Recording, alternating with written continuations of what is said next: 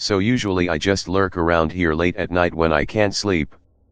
For once I have something that I actually want to share. For me, this means that I have something that isn't fiction. Yes, something that really happened. If I had to make it up, it isn't good enough for me to even bother posting. The story doesn't even involve me directly. I've been told all of this by a coworker. He's in his late 30s, has no reason to lie, and I've seen for myself that certain parts of this are definitely true. Let's call him Dan. Dan, for years now, has often come to work with stories of his problem son. He has a younger daughter as well, Rachel.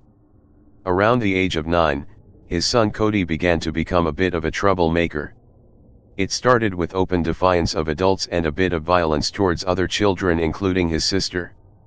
Now, while I speak to Dan at work, he is not the type of person I would like to associate myself with. I live in the South and Dan is the type of guy who I would describe as a high-class redneck in a way. Kind of a good old boy that just barely escaped the trailer park.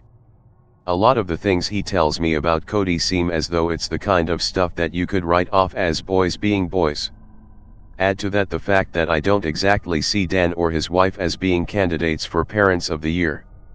After about a year and a half of Cody being a typical little shit, things start to intensify. The violence starts being directed at teachers and students alike while at school. Cody's fights with his sister, she's about 2 years younger, are more often and lead to things such as a large portion of Rachel's hair being cut off with scissors while she slept. Once he injured her to the point that she had to have medical attention. It takes a strange turn when Dan has to leave work suddenly one day. When he returns, he tells me that the police had called him. They had both Cody and Rachel at the station.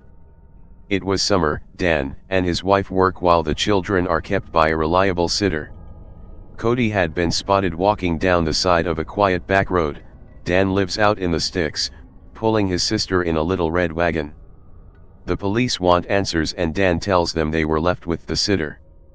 The police go with Dan to his house where they find the sitter asleep in Cody's bed. When they wake her up, she seems very confused.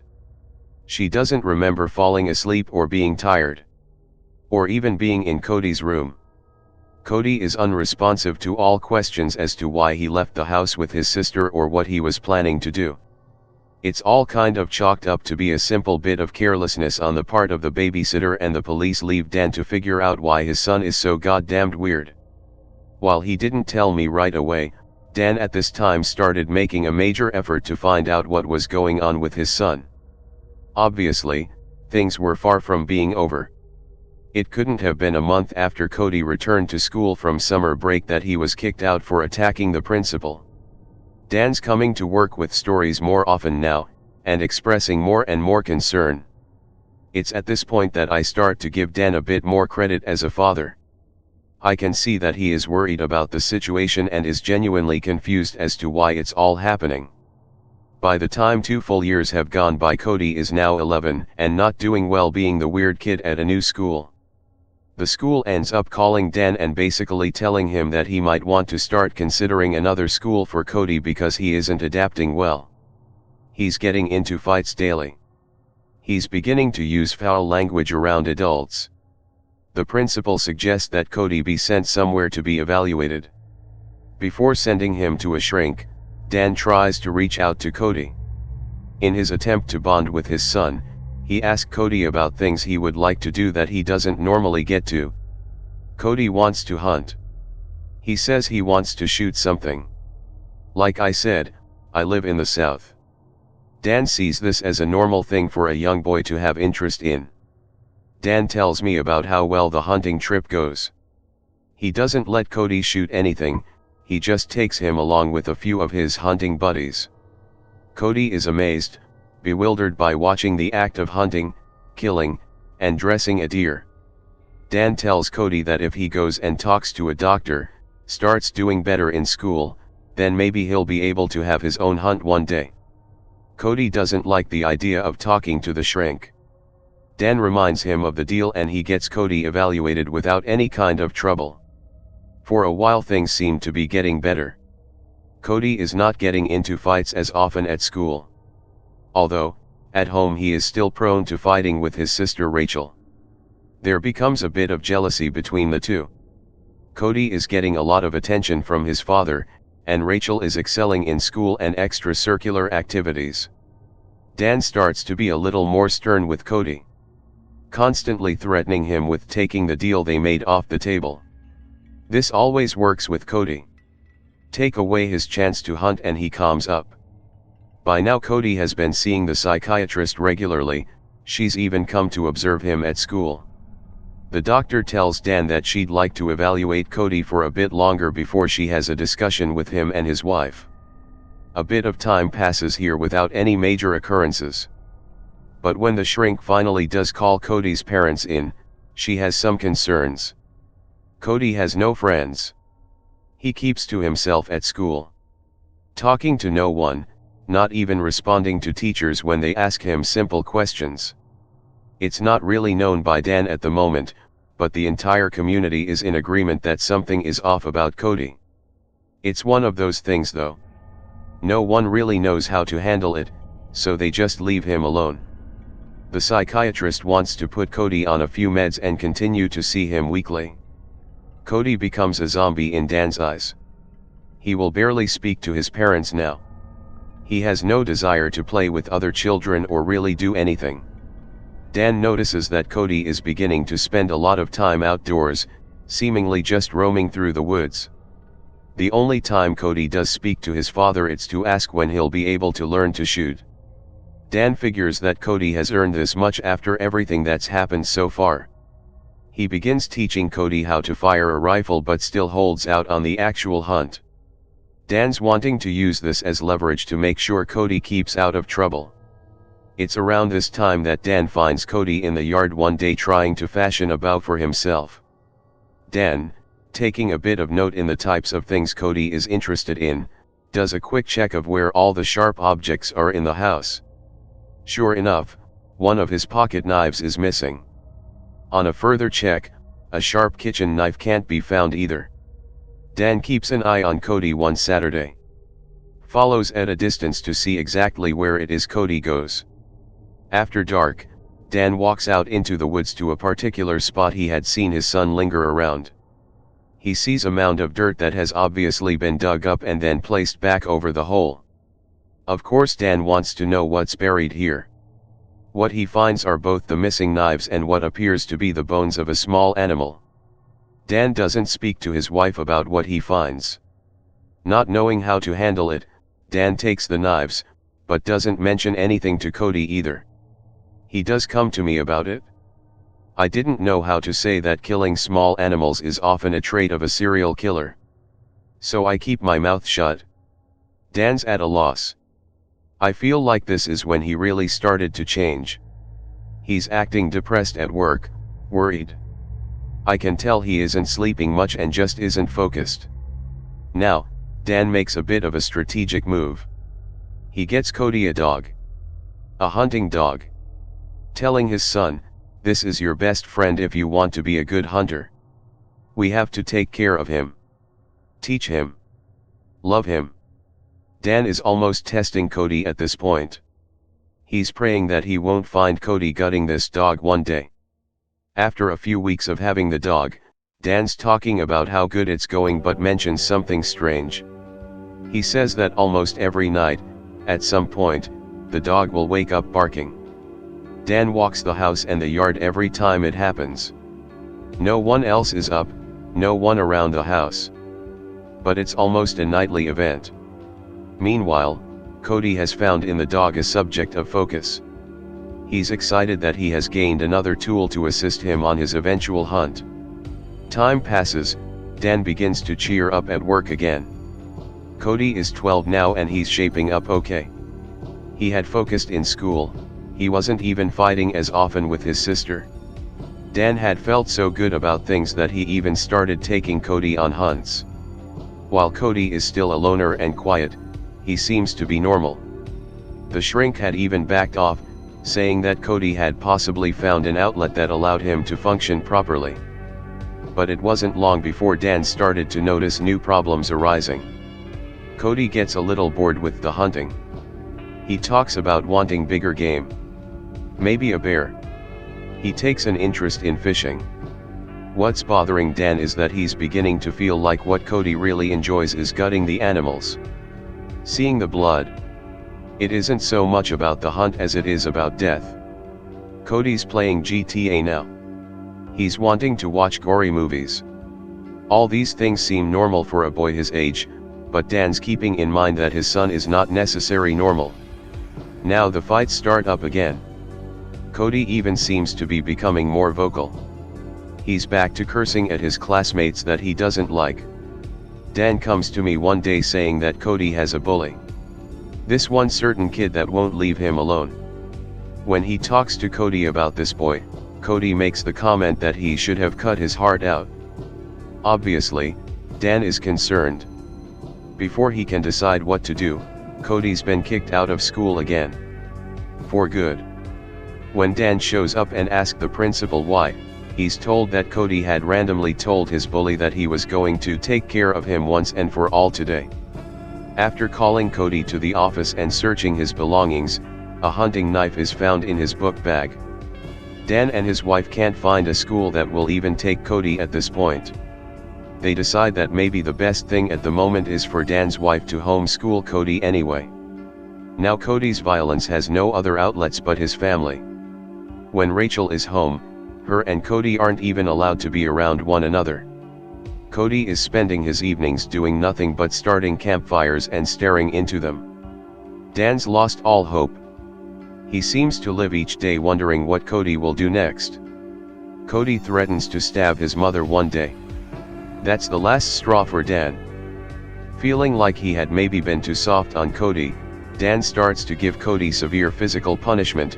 Spankings become more like beatings with a belt. Things come to a bit of a climax one day when Cody kicks his mother in the stomach because her and Dan were about to take him to see the psychiatrist again. Dan basically tells me that he fights Cody as if he was a grown man and locks him into his room. Cody goes into some sort of shutdown mode. He comes out of his room only to eat and to start his campfires at night. His guns and knives have all been taken away and there's no hunting or killing for Cody. Not much left of this at all really. Like I said, this story isn't resolved, it's still ongoing. But what happened to today is what made me bring it here. Cody seemed to be a lost cause. Dan does nothing to try to fix the situation for a while. The way he explained it to me was that he thought Cody was going to have to be taken away, so he just wanted to let him have some time at home before that had to happen. In the next few weeks, Cody continues to not speak to anyone. Now, remember how the dog barks at some point every night? Dan explained later that it had become a thing that just happened. He figured it was some car or sound that the dog could hear that they couldn't.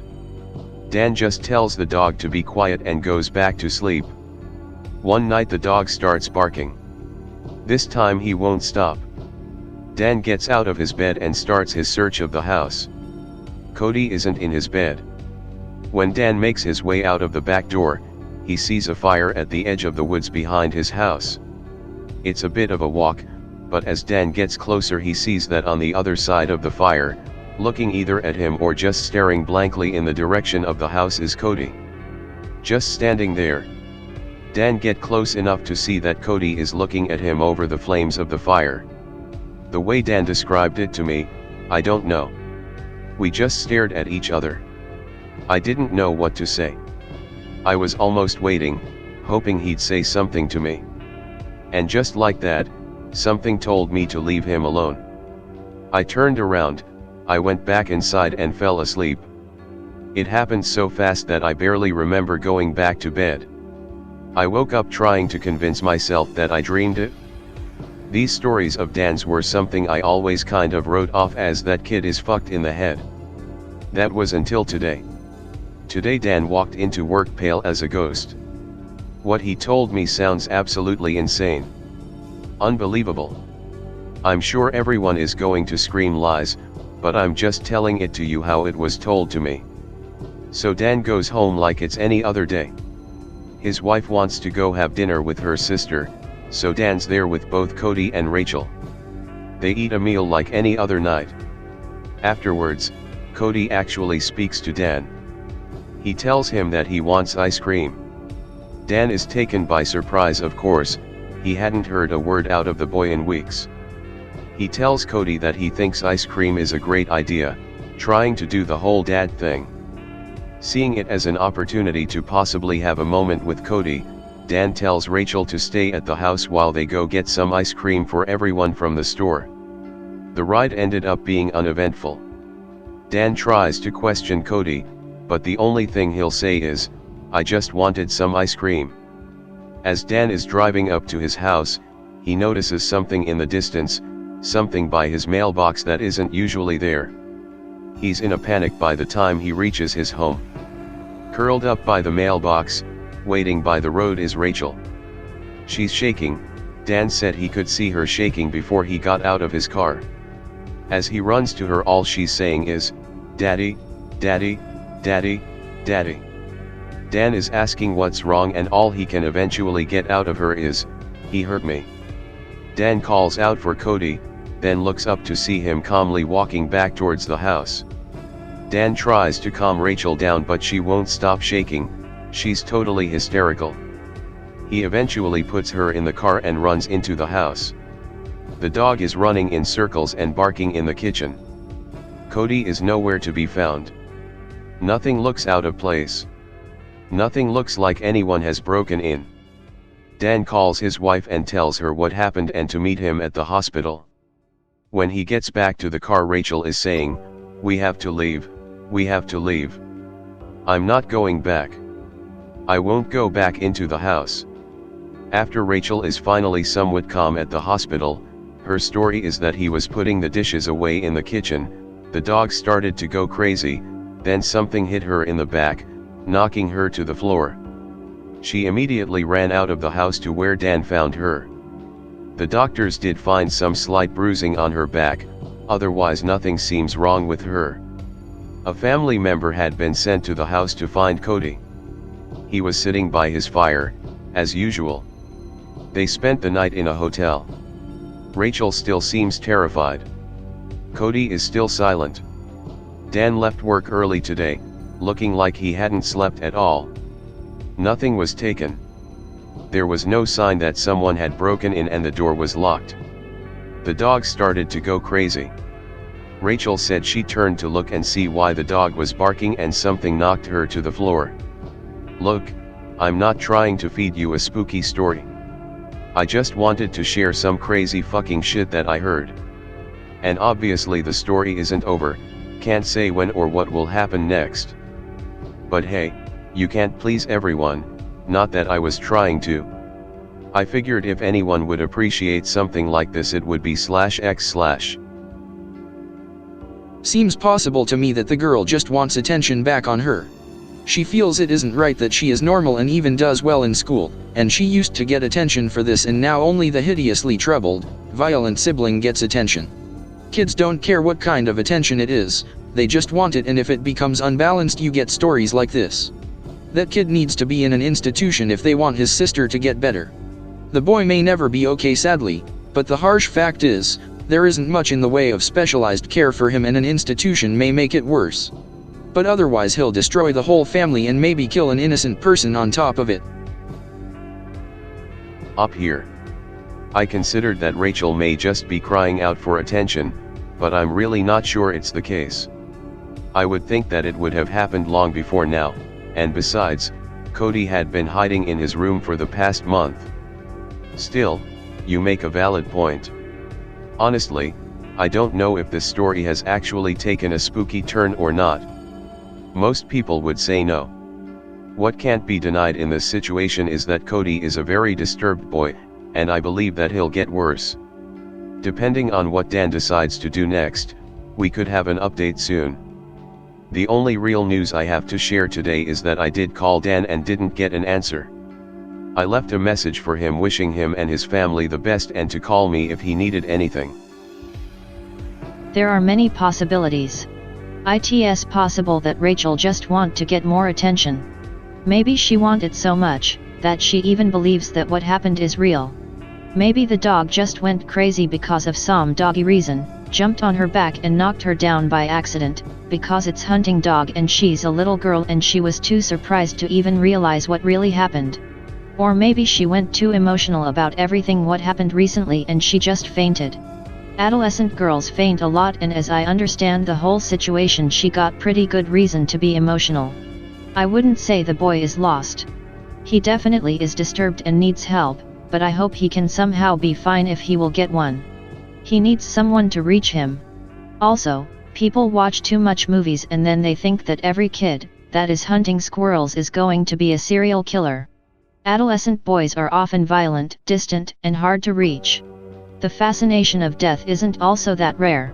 Death is what always scared and fascinated people somehow. But there is a long way from killing small animals and harassing little sister to become a serial killer. But if everyone gonna give up on that boy, he will definitely get worse.